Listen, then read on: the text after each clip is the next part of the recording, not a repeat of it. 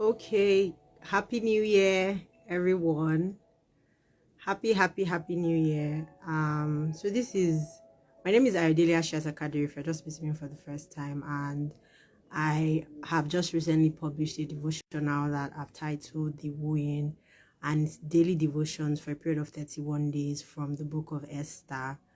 Um, and it's for young professionals, especially those that are young professionals, both those in career and on the business part. So if you're an entrepreneur, you're also a professional, and if you're in the office, working in an office or working in paid employment, you're also a young professional, depending on if you consider yourself young. So normally when people talk about the book of Esther, people think about, oh, keep yourself pure. People think about Esther and think about sexual purity, and I always think about how I read the book of Esther when how, so when I started reading Open Heavens, I looked at how it is structured. If you don't know, so there's like a Bible reading plan, and then there are books of the Bible to read over a particular period of time. So the particular period then was the book of Esther. So I read the book of Esther, and then I listened to Pastor Mildred preach about Esther, and she was just bringing out so much insight. And I felt like, why have I always thought about this book like it's just a book for sexual purity, preparing for marriage? People talk about Esther a lot and talk about favor and all that. But by the time I started looking at it again, I saw that, wow, there are lots of lessons to learn, not just from Esther. There are lots of lessons to learn from Haman. There are lots of lessons to learn from Mordecai. There are also lots of lessons to learn from King Xerxes himself. And you will see that these lessons apply in your business and your career, regardless of where you are. So in the next 30 to 31 days, we'll be looking at various lessons and stories in the book of Esther. We're looking at various lessons and stories from each of these characters, and we'll see how they can help us in our careers and in our businesses, as young professionals. So that's like really the introduction. But in the next 31 days, what is really in the devotional is I've set out some prayer points, and I'm a very big believer in Thanksgiving, because I believe that Thanksgiving actually makes you think deeply. I believe that sometimes we get carried away when we talk about prayer. We think we're just asking, but Thanksgiving is very, very important. It's an important part of prayer. So you do a lot of Thanksgiving, because I'm a very big fan of Thanksgiving, because it will make you reflect on how far you've come, on the little things in quotes that you feel like you always take for granted in your career, your business. So then there will also be action points. And the good thing is I also have some freebies in the devotional. So some things, maybe some templates, emails, sample text messages, sample websites that I found useful in because of my career as well. I also included them and hyperlinked them in the journal. The journal is available on Seller. It's 1,000 naira, so you read online anyway. So it's available for you on Seller. I'm also working to put it on Amazon, so you also get on Amazon. So that's really about it. So let's just get right into it. It will be ready on Amazon maybe in the coming weeks. So there are no hard copies, so you just read online with me. If you want to I guess you can just print for your own convenience, but it's not really necessary for you to print. So you can just do it online. It's just really for soft copy reading. So I will just go straight to the first lesson, the first day. Today is day 1. Within 31 days, it's 31 day devotional. It's not a full year devotional. And we'll be doing it every day, every afternoon typically, because I'm a little bit flexible with the timing. So every afternoon I'll just pop on here for 15 minutes and just share 1 or 2 things that really stood out for me. And then of course I'm looking at your comments, and I'm happy to get to hear whatever you have for me. So today, day 1 is called The Story Behind the Crown. And the anchor verse, the thing is, there's just there's one memory verse in the entire devotional, and it's Ezekiel 36:26, and it says, I will give you, this is God speaking, it says, I'll give you a new heart, I'll put a new spirit in you, I'll take out your stony, stubborn heart and give you a tender, responsive heart. I believe that most of us, maybe it's really the state of our hearts, like the state of your heart really affects what you present, what you give out. Seriously, I'm not even lying. And I feel that if you have time to really think about the state of your heart, to really meditate on the word of God, put your heart in the right place, your results will be totally different. So in the next 31 days, I really encourage you to meditate on this verse, to think about it, like, why is God giving me a new heart? Why is God giving me a new spirit? Why does God think that I have a stony, stubborn heart? Why does he think that my heart needs to become tender and responsive? And as you look at some of this, some of the insights in the book of Esther, you see why. Because another thing about the journal, about the devotional rather, is that I've structured it as 31 days of imagining. Just imagine that God is reaching out to you, trying to toast you, how we say it in Nigeria here, trying to toast you, trying to woo you, trying to win over your heart. And this 31 days is very important for your heart to be softened, so that you can hear from him and you can recognize his loving patterns. So think about it like that. Really, really think about it like that. So the story behind the crown, I'm just thinking about it like, before Esther came, there was Vashti. Before Esther came, there was a whole kingdom, behind her. And the truth is, there were things that had to happen for Esther to come into the picture. If Vashti was still, because if you look at what really happened, I mean, the Bible passages are Esther 1:10 to 12, 10 to 22, Esther 2:1-12, 8 to 11, and 15. You see that it sets out what really happened. The king told Queen Vashti to come out. They wanted to see her, wanted to present her before, his subjects. There are a lot of stories around, or maybe they wanted to present her naked, she was okay, so instead of not being objectified, whatever. But the truth is that was one thing that had to happen for Esther to be where she was, or where she will be eventually. And then she had to refuse. And you also need to realize that even the reaction of the king, he just felt like, this is your wife, this is the queen. But he was so upset, he took advice, and for a strange reason, the advice was, because of what she has done, every other woman will be very rude to their husband, so you need to nip this in the bud. But really, what does that mean for you as a young professional? What's the advice that you can? What I would say is that you need to think about, every time you maybe have a goal for your business, or you have like a plan for your career, you need to think about what. So for example, if you're eyeing a position, if you're trying to be like, for example, maybe the next team lead, you need to ask yourself, like, what does that mean for the person that was there before me? You understand? What does that position mean? What will be the question? What will be the sacrifices I have to make to be there? What will make the person move from that position? What did the person do to get to that position?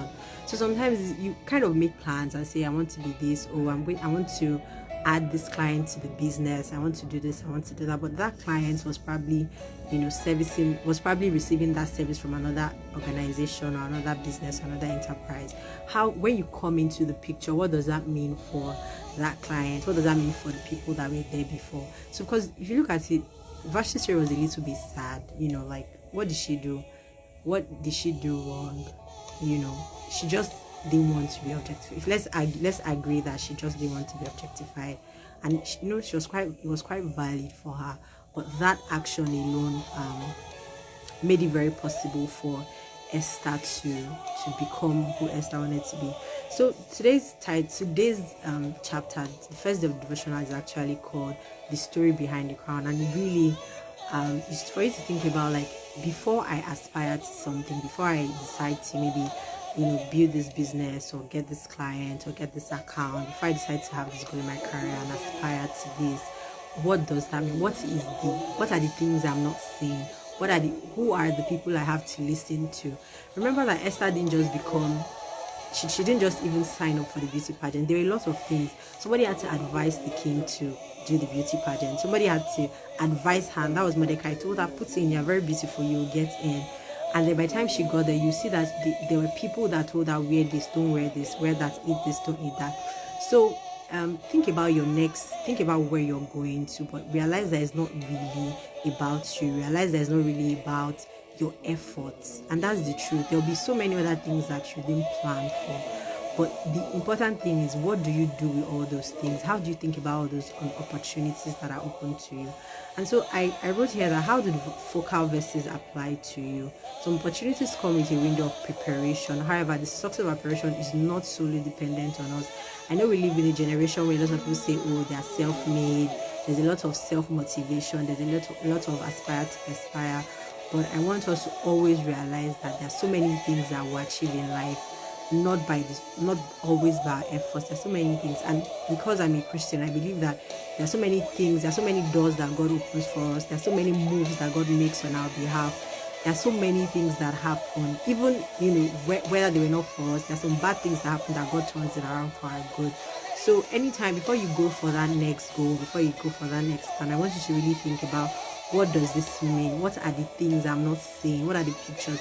It could also be a pointer of how you should not act. I remember a pastor was preaching and he said that one of the reasons why Saul had to end up the way Saul ended up was that, and you will notice that David never made any of the mistakes Saul made. So think about all the people that have gone before you, that position you're eyeing, that team lead position you want to take, that client you want to get for your business, that new maybe strategy, social media.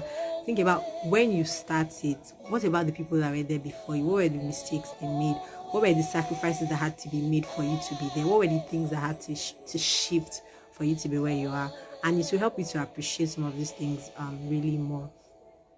So there's some prayers in the journal, and I really encourage you to thank God for ordering your steps. If you think about maybe course of, even if you're just starting or thinking about starting, thank God for the steps and the course of your life. Think about all those little things that just kind of added up to be where you are. There's this speech that Steve Jobs gave at Stanford, and he called it connecting the dots. So maybe you can just Google it, connecting the dots, and he talks about how, like, you don't really know you get to a point in life, and then you look back and just start connecting the dots. That if I wasn't at this place, I would not have been at this place. If I wasn't at this place, I would not have been at this place. I don't know if this makes sense. So kind of live your life. Don't live your life in a vacuum. Like, you need to allow there has to be connections, really. I know that we kind of strive to be better, but sometimes it's okay to look back and say, oh, if I wasn't there, if X wasn't there, if Y hadn't happened, if Z hadn't happened, I'll not be here. And it may not necessarily be your efforts. It just helps you to recognize opportunities, and it helps you to be prepared, so that even if things that you didn't bargain for happen, you're able to make the best use of it. So I want you to thank God for all those little things that never made sense at the time that they happened, but you feel like if they didn't happen, you will not be where you are today. And then also thank God for people that you are strategically placed in your business. For Esther, it was Mordecai. If Mordecai had encouraged her to take part in the beauty pageant, we'll probably not be hearing about her today. If the advisors that advised the king didn't tell him, look, you need to do a beauty pageant, Vashti is too full of herself, there'll be no beauty pageant, there'll be nothing to talk about. So thank God for all those things, all those people. You may not know them, you may not hear them. I remember when I kind of like graduated from law school, I was like the best graduating student, and there was a prize, and the prize was to do an internship with a law firm in London. That was the first time ever it happened in Nigeria. It had happened at the Nigerian law school. That was the first time, and because of that, like, it really opened my mind to different practices and areas of law that I would never have known. It really sharpened my interest in law of arbitration, which is like some of the other opportunities I've gotten in my life is because of my participation in arbitration. So it wasn't like maybe I worked hard, I deserved it. I mean, I was best graduate student, but there were other best graduate students that didn't have that prize, and maybe like 2 years later they stopped it as well. So thank God for all those small things in code, because you just think about it like, oh, it was just 6 weeks anyway, I didn't really do so much, I wasn't like all that experienced, but I know that it set a lot of things in motion for my career. So I want you to also pray to God and ask him to reveal circumstances that could help you better pursue your goals or dreams, the places you need to be, the people you need to talk to, people that you need to be around. We'll talk about that later. I also want you to ask God to direct your steps so that you can recognize the equivalence of Haggai and Mordecai that are integral to the realization of your goal and dream. I spoke about that already. I think the major thing to take away from this first day is that as much as you want to plan and arrange things, I want you to realize that there are some other pieces on the chessboard of your life that you can't move. You probably, you need God to move them. You need people to be really interested in you so that you can move those things, because you can't move them yourself. They need to move. They're all like moving parts. You play your part, but if those parts don't move, you may not really do so well with them. So 15 minutes is over, so I'll just round up and say, take action by doing this today. Meditate on the anchor verse. God is inviting you to receive a tender responsive heart at all costs. And I also encourage you to send an email, text message, or WhatsApp chat to somebody that has helped you in your career or business. That person that encouraged you to apply for something out of the blues, that person that helped you create your CV before you applied for the job you're at, that person that recommended you to a client that really changed your life and everything. Send them an email. It's even New Year, so it won't be out of the ordinary. Say thank you because of you. 2023 was great. Thank you so much for that recommendation. Thank you so much for putting your neck on the line for me. Thank you for looking at my CV. Thank you for mentioning my name in your room. So I have there's a template of that email there. So if you've not gotten a copy of the journal, go to seller.com and get a copy of the journal. I'll also link it at the end of the live. So get a copy of the journal and you see some of the templates. The templates is there. I don't have to read it, but I have to stop now because it's 15 minutes. So thank you so much. There's a fun fact for you there as well, so you might as well just use it.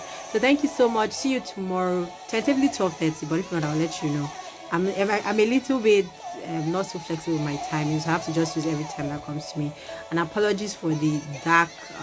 There's no lights, and I think it's better to do this without the gen down. The gen is a little bit noisy. So see you tomorrow. Try to look at the book of Esther. Try to get the devotional. I promise you, it's going to be worth your time. Your life will change, and you'll be very grateful to God that you did.